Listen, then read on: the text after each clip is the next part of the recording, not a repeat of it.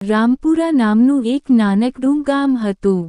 તે ખૂબ જ સુંદર અને રળિયામણું હતું. તે ગામમાં સુખી અને સારા માણસો રહેતા હતા. તે ગામ નજીક એક જૂની અને ભયાનક હવેલી હતી. ત્યાં જવામાં લોકો ડરતા હતા. સાંજ પડે એટલે તે હવેલી પાસેથી કોઈની ચાલવાની હિંમત થતી ન હતી. તે ગામમાં રિયાન્સ નામનો એક નાનો છોકરો અને તેના કાકા પણ રહેતા હતા.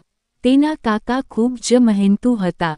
એક દિવસ ગામના લોકો ભેગા થાય છે ને ભેગા થઈને વાતો કરે છે કે સાંજ પડે એટલે તે હવેલી પાસેથી કોઈને પણ ચાલવું નહીં.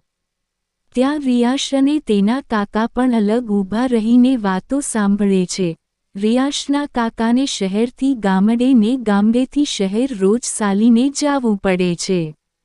એક દિવસ ઘરે આવવામાં મોડું થઈ જાય છે અને સાંજ પડી જાય છે તો તેને જૂની હવેલી પાસેથી ચાલીને જાવું પડે છે. સવાર પડી ગઈ હતી. રિયાશના કાકા હજી ઘરે પહોંચ્યા ન હતા. આ વાત રિયાશ ગામના લોકોને જણાવે છે. પરંતુ રિયાંશના કાકાને લેવા જવા માટે કોઈ તૈયાર થતું નથી. રિયાશ ખૂબ જ બીકણ હતો. તેમ છતાં તેના કાકાને લેવા માટે જૂની હવેલીએ જાય છે.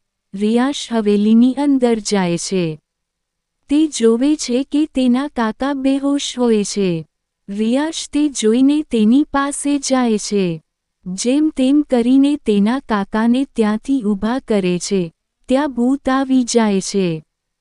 રિયાંશના કાકા ગામના લોકોને જણાવે છે કે ત્યાં ભૂત નથી પરંતુ તેના કપડાં પહેરીને ચોર છે. આવું સાંભળીને ગામના લોકો પોલીસને ફોન કરે છે.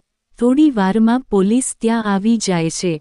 ગામના લોકો પોલીસને બધી વાત કહેશે. પોલીસ તે હવેલીએ જાય છે. પોલીસ હવેલીએ પહોંચે છે.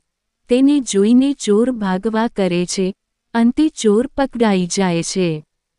હવે ગામના લોકોને તે હવેલીનો ડર નીકળી જાય છે. રિયાશને પણ ભૂતનો ડર નીકળી જાય છે.